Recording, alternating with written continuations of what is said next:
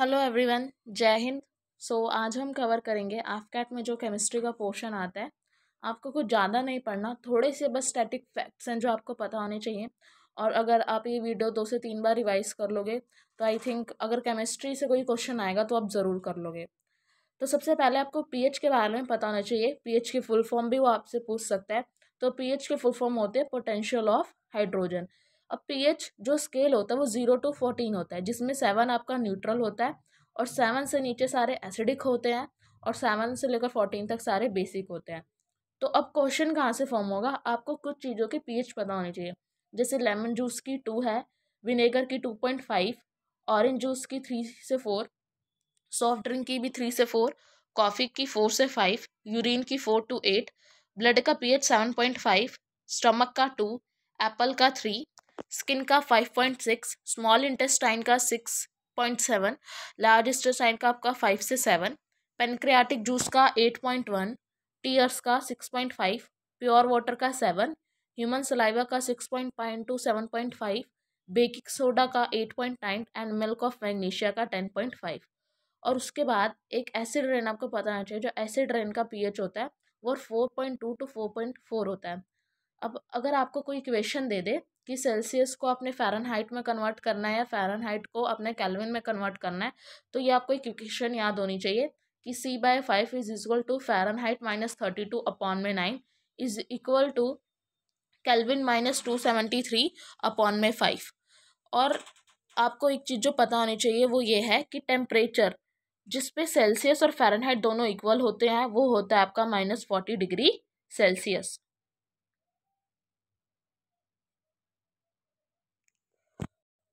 और उसके बाद आपको ये थोड़े से एसिड्स याद होने चाहिए कि कौन सी चीज़ में कौन सा एसिड पाया जाता है। तो कर्ड और मिल्क में आपका पाया जाता है लैक्टिक एसिड, आंवला में एस्कॉर्बिक एसिड, टोमेटो में ऑक्जेलिक एसिड, ऑरेंज या लेमन में सिट्रिक एसिड, एप्पल में मैलिक एसिड होता है, ग्रेप्स मैंगो टैमरिंड में टार्टरिक एसिड, एंड की स्टिंग में आपको फॉर्मिक एसिड होता है, नेटल स्टिंग में आपका मिथनॉइक एसिड होता है और विनेगर में एसिटिक एसिड। और थोड़े से आपको अलॉयज़ याद होने चाहिए। तो आपका ब्रास बना है कॉपर प्लस जिंक से, ब्रोंज आपका बना है कॉपर प्लस टिन से, गन मेटल आपका बना होता है कॉपर टिन जिंक और लेड का, मंस मेटल आपको याद रखना है ये बना होता है कॉपर और जिंक का और ये कॉइन बनाने के यूज़ में आता है। मैग्नीलियम आपका बना होता है आपका एल्युमिनियम प्लस मैग्नीशियम का, जो कि एरोप्लेन को फ्रेम बनाने में काम आता है। स्टेनलेस स्टील आपका बना होता है आयरन का, क्रोमियम का, निकल का और कार्बन का। और डेल्टा मेटल आपका बना होता है कॉपर और जिंक और आयरन का, जिससे आपके ब्लेड्स ऑफ एरोप्लेन बनाए जाते हैं।